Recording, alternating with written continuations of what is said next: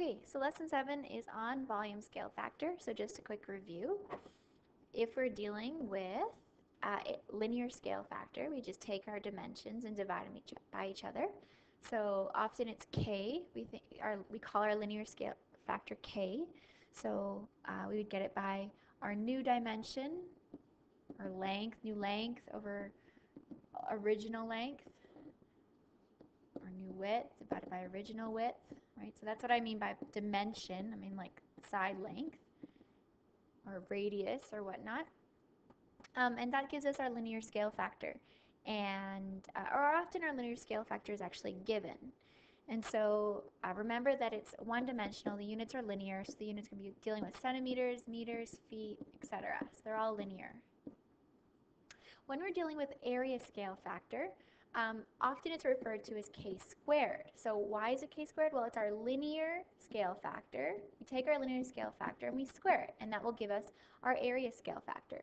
We can also get it by taking our new area of our shape and dividing it by our original area.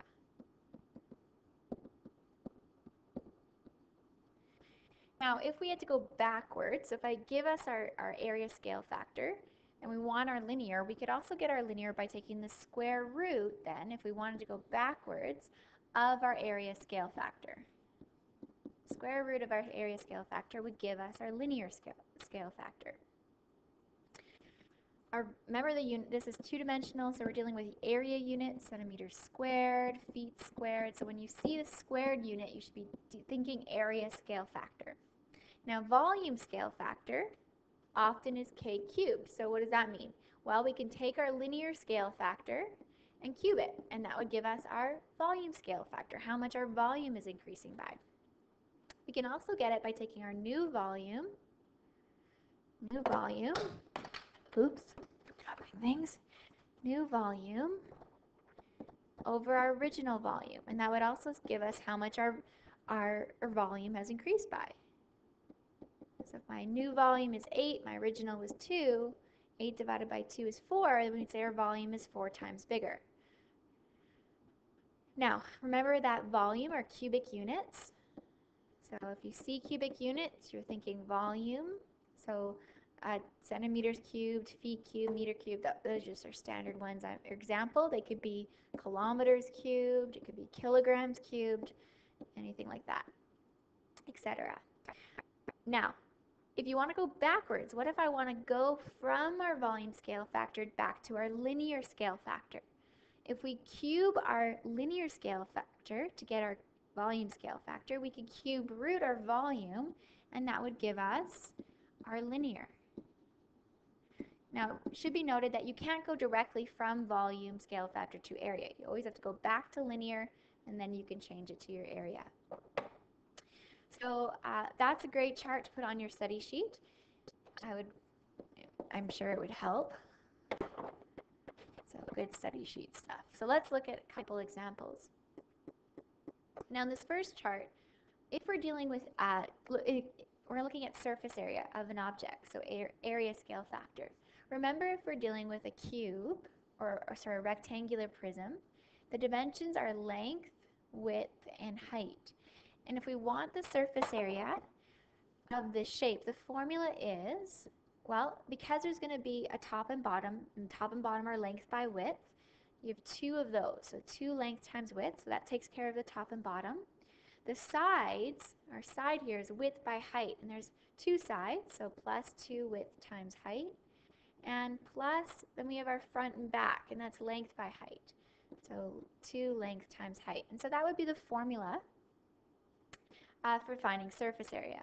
So looking at this example, if we call the 9 the length, the 6 the width, and 12 the height, we can get our surface area by just using that formula. So it would be 2 times, we'll start by length times width, so 9 times 6, plus 2 times, now I want width times height, so width and height, the width or height are 6 and 12, 6 by 12, plus, so now we've done the sides, top and bottom, now the front face and back face is length times height, so 9 times 12.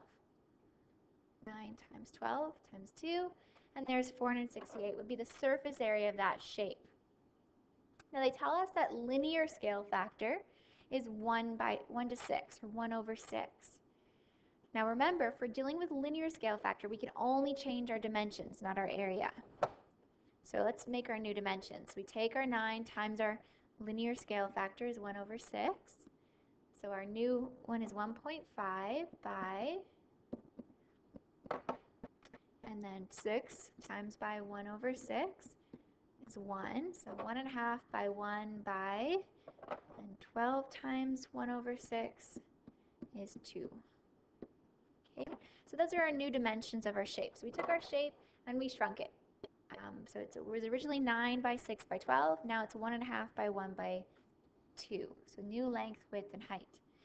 So what's our new surface area? We'll use that same formula. So 2 times our length times width plus 2 times our width times our height. So 1 times 2 plus 2 times our length times height. So 1.5 times 2. And so 13 is my new surface area. So let's figure out our surface area. So scale factor, we can get our surface area scale factor by taking our new surface area divided by our original. Let's reduce that fraction. 13 over 468, math enter, is 1 over 36. So remember, we could also get our scale factor by squaring our linear. So we had 1 over 6. If we square that, that would have given us 1 over 36. So let's look at another one. 4 by 8 by 5, so length, width, and height. So let's find its surface area of this 3D object. So 2 times length times width, 4 by 8, plus 2 times width by height, 8 by 5, 2 times 8 times 5, and then last the length times the height, 4 times 5. So we have 184 is its centimeters squared if it's surface area. So now we take our linear scale factor and we want the new dimensions. It is basically 3.5 times bigger, 3 over 2 times bigger, which is 1.5. So we're going to find out our new dimensions. So 4 times 3 over 2 is 6 by each one of these. 8 times 3 over 2 is 12. And 5 times 3 over 2 is 15 over 2. Oh, is that right? 7.5? 5 times 3 over 2. So let's leave it as a decimal. Is 7.5. So there's my new length, width, and height. So using our surface area formula, we plug that in. 2 times length by width plus 2 times width by height plus 2 times length times height. And 414 is our new surface area.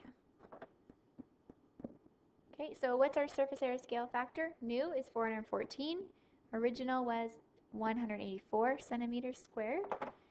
So dividing those and reducing the fraction is 9 over 4, which again, that makes sense because we square linear, 3 over 2 squared, we square 3 over 2 squared, make sure it's in brackets, is 9 over 4. So we square our linear, our scale factor, we'll get our area scale factor. One more, so length, width, and height. So 2 times length times width plus 2 times width times height plus 2 times length times height. 252 centimeters squared. Now, our new scale factor is 2 over 3, so we want to find our new dimensions. So we take each one and multiply it by the linear scale factor. So 2 by 12 times 3 over 2, 18, and then, oh, wrong way, 2 over 3, not 3 over 2, 8, and then 6 times 2 over 3, 4. So 2 by 8 by 4, and again, we want to find its new surface area, length, width, height. So So using that original formula, 2 times length times width plus 2 times width times height plus 2 times length times height gives us 112. So our new surface area scale factor, new over original, 112 over 252, math, enter, enter. That's 4 over 9, and that's what we should expect. So easy way to get that is, instead of going through all that work, is just square your linear scale factor, right? So surface area scale factor is a square of the linear scale factor. So that's kind of review. Let's look at volume. Now volume's a lot easier, right? If you have a rectangular prism and you want the volume, it's length times width times height. So this is a little bit easier to do. So say our original shape was 9 by 6 by 12. So what's its volume? 9 by 6 times 12 gives me a volume of 648 cubic centimeters. Now say we had a linear scale factor of 1 over 6. So to find our new dimensions, we take each one of them and multiply them by the linear scale factor. So each one of them I'm going to multiply by 1 over 6. So 9 by 1 over 6. And we did this before, right? We're using the exact same scale factor as we did before. So 1.5 times 1 times 2. In fact, I believe all of these are the same, right? So our same dimensions as above. So we can just fill those in. So the second one was 6 by 12 by 7.5. And our third was 2 by 8 by 4. But this time we're working with volume. So let's find our new volume of this second of shape B. So 1.5 length times width times height gives you 3 centimeters cubed. So what's our new volume scale factor? Well, we take our volume scale factor is new volume, which is 3, over our original, which is 648. And let's reduce that fraction. Math, enter, enter, is 1 over 216. So how is that related to 1 over 6? So notice if I took 1 over 6 in brackets and cubed it, that gives me 1 over 216. So if I want to go from this guy to that guy, we're going to cube them. So let's look at another one. 4 by 8 by 5. 4 by 8 by 5. So it gives you a volume of 160 units, centimeters cubed. Now our new dimensions were 6 by 12 by 7.5. So our new volume is 540 cubic units. So what's our volume scale factor? Well, new one was 540. Original was 160. So let's reduce that. 540 over 260. Sorry, 160. Math, enter, enter. Gives me 27 over 8. And so how is that related to 3 over 2? Well, let's check. Does 3 over 2 cubed give you 27 over 8? Change it to a fraction. And yes, it does, right? So just cubing your linear scale factor gives you volume scale factor. One more. 3 by 12 by 16. 6 gives you a volume of 216. Our new volume, 2 times 8 times 4, gives us 64. So new volume over original would give us our volume scale factor, 64 over 216. Math, enter, enter, gives us 8 over 27. And if we cube 2 over 3, we get 8 over 27. And so what's the relationship between linear scale factor and volume? Well, if we cube our linear scale factor, that's equivalent to our volume scale factor. So the next page is a really good chart for notes, and we'll just kind of quickly look over it. And it's really the same stuff that we've been talking about. Grab my highlighter. Let's use this one. So linear scale factor is a ratio of A over B, so new length over original length, right? So everything has to be two-dimensional or one-dimensional. So our units are centimeters, feet. Could be using radius or width. Perimeter scale factor is the same thing, right? They are linear. They're both linear type of measurements. And so if it asks for the perimeter scale factor, really you're looking for the linear scale factor. Area scale factor, there's two ways we can get it. We can take it the new area over original area, or we can square our linear scale factor. And again, it can be written as E over F. So how many times, the ratio describes how many times to enlarge or reduce the area of the two-dimensional figure. Surface area and area scale factor are the same thing. And volume scale factor is the ratio describes how many times to enlarge or reduce the volume of the three-dimensional figure. And there's two ways to get it.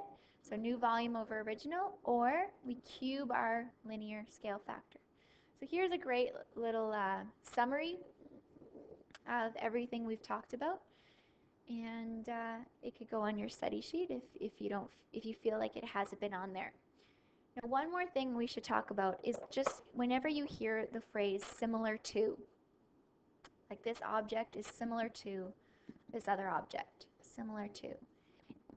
If an object is similar, remember back in when you did similar triangles, and if one object was similar to another, it was the same angles, different size, right? Same shape, different size. And so if an object is similar to, it's been enlarged or reduced, all dimensions have been enlarged or reduced by the same factor. So it just means the same scale factor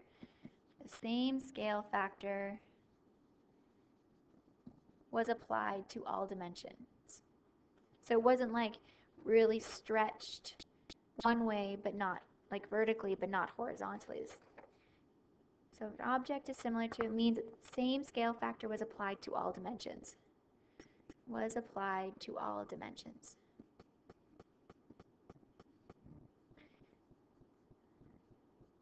So really what it's saying is it's the same shape, different size.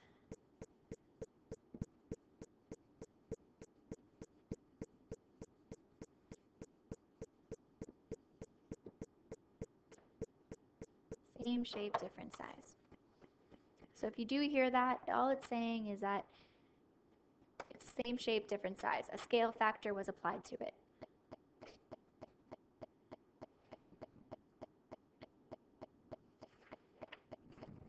Okay, so turning to example 1, we have a globe, and it has a diameter of 30 centimeters. Okay, it produces globes. This company produces globes with a diameter of 30 centimeters. Isabel, the manager, has her employees construct a globe with a diameter of 1.5 meters. Now, the first thing I noticed, the units aren't the same, so we're probably going to have to change that. It says the surface area and volume calculations of the globe with a diameter of 30 centimeters are shown below. Complete the work below to calculate the surface area to the nearest 0.1 centimeters squared. That means nearest tenth, the nearest decimal place, and the volume to 1/10 as well, the nearest 1 decimal place. So let's finish it. So they're using 30 centimeters. Now notice how for radius, if the diameter equals 30, remember we get the radius by dividing the diameter in half. So that's where the 15 came from. So that's for that. Now, if we have a 1.5 meter globe, that means we have 150 centimeters as a diameter, and they already found out that the radius is half of that, 75. And so let's find the surface area, 4 pi times our radius, which is 75 centimeters. We're going to square that. So 4, and they want it to 1 decimal place, 4 pi 75 squared gives us 70,685.8 because we want to 1 decimal place. 70,685.8 centimeters squared. Okay, so now it says find the volume. So they did the volume for the 30 centimeter globe, and the formula for the volume, we're going to do the 1.5 meter globe as well. Formula for volume of a sphere is 4/3 pi r cubed. So we want our radius again, 4/3 pi, and our radius is 75. We want to cube that. So let's plug that in. So 4/3 pi times 75 cubed.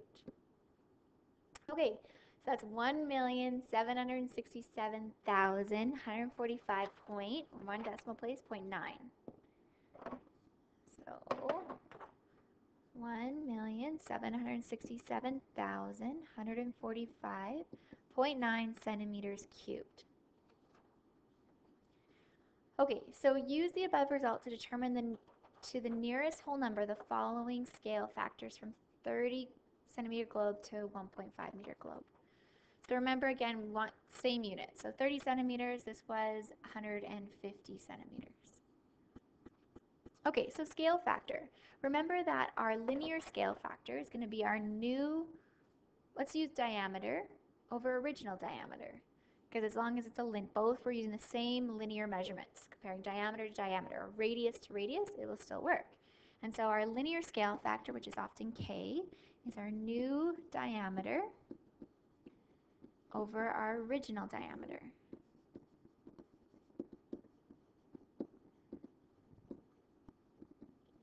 Okay. So what is our new diameter? It's 150 centimeters over 30 centimeters. So when we divide that, I believe it works out to be perfectly 5. 5.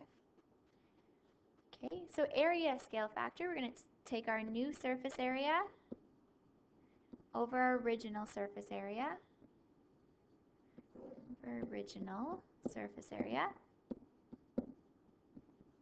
So our new was 114,137.2. Oh, that's volume. Surface area is up above. We want the new surface area, so the bigger one, 70,000 over the original, the 2,827.4.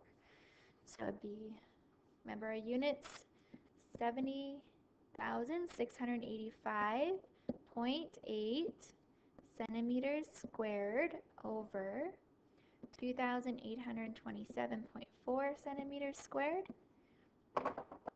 Plugging this in. So we're doing the surface area here divided by 2,827.4, and it gives me almost exactly 25. Remember, those are rounded numbers, so 25. And volume scale factor, so again, new volume over original volume.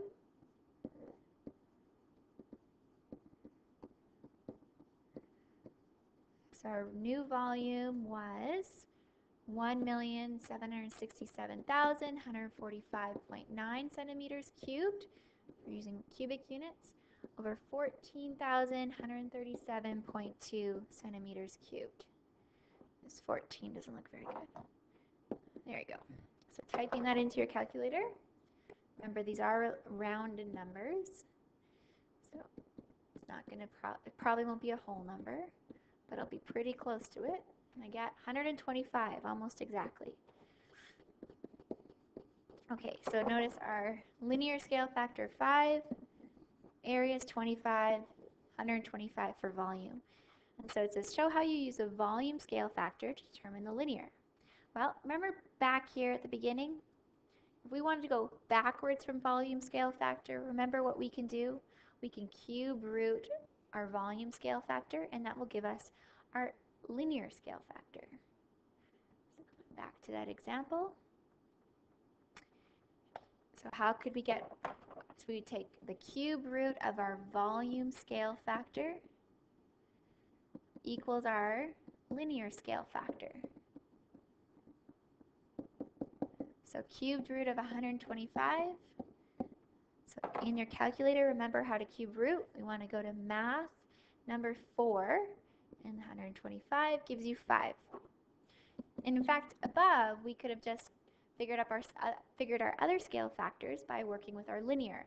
So if linear scale factor was 5, remember surface area is going to be k squared, or 5 squared, which is 25, or 5 cubed will give us our volume scale factor. To show how to use your volume scale factor to determine area scale factor. Now remember I said you can't go directly from volume to area. We always have to go back to linear.